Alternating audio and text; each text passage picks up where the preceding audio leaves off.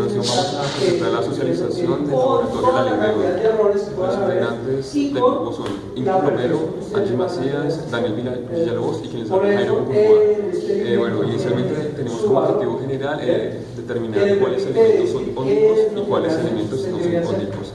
Hemos predispuesto como objetivos específicos analizar la relación entre la corriente y el voltaje, y como segunda instancia se pretende realizar las respectivas conexiones de una manera general para obtener una buena muestra de datos. Introducción. La corriente continua es un movimiento de electrones, y cuando a estos electrones se les dificulta moverse al circular por un conductor, se conoce esto como una resistencia eléctrica.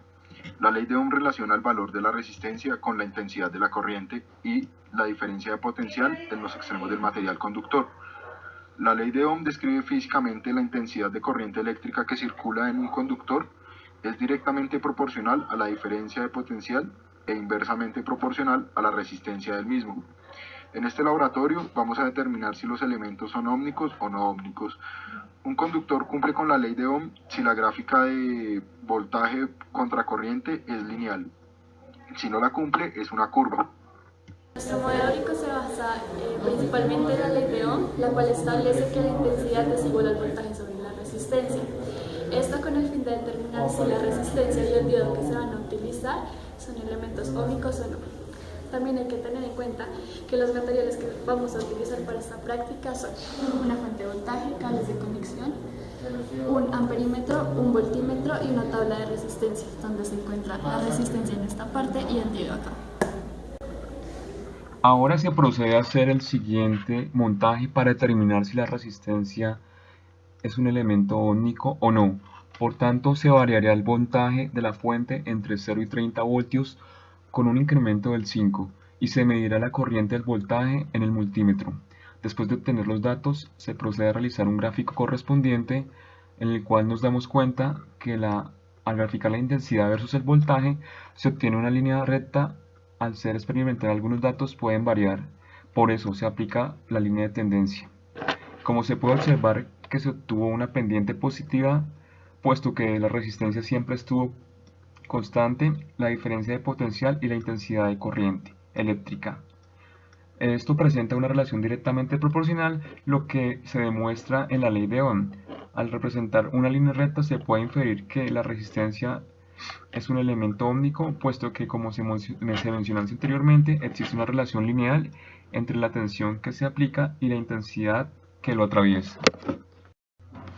Ahora, para determinar si el diodo de silicio es un elemento ómnico o no, se hace el siguiente montaje. Posteriormente se prende la fuente y se establece un voltaje muy pequeño. Se va a medir la intensidad con el amperímetro, los voltios en el diodo, y se va a variar el voltaje y se va a repetir el procedimiento.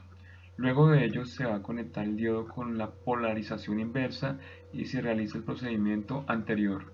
Los datos proceden a graficar y se obtiene una curva, lo que nos dará a entender que el voltaje en el diodo aumenta hasta que alcanza su punto máximo de conducción. Esto quiere decir que en la parte negativa del eje X el diodo no conduce, por lo que la intensidad es igual a 0. Sin embargo, cuando el diodo se polariza empieza a conducir, lo cual lleva a que haya un flujo de intensidad. De igual modo actúa como un aislante, dado que al invertir el diodo y medir la intensidad de los datos que se obtienen se aproximan a 0 o se encuentran en un umbral muy cercano a él.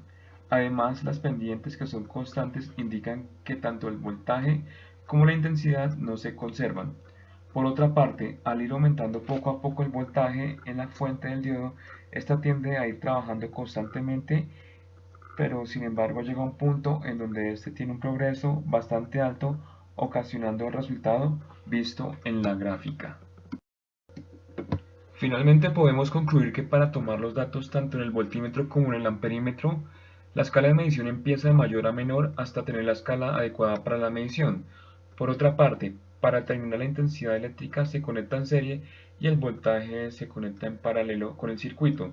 Dicho anteriormente, esta práctica de laboratorio se aprendió a hacer las diferentes mediciones de voltaje e intensidad y para poder establecer su relación con base al tipo de conexión de este. Además, se pudo estudiar la ley de Ohm, que nos permite identificar cuáles materiales son ómnicos y cuáles no son ómnicos. En este caso, el material que actúa como ómnico es la resistencia, mientras que el diodo es un material semiconductor, pero no es ómnico.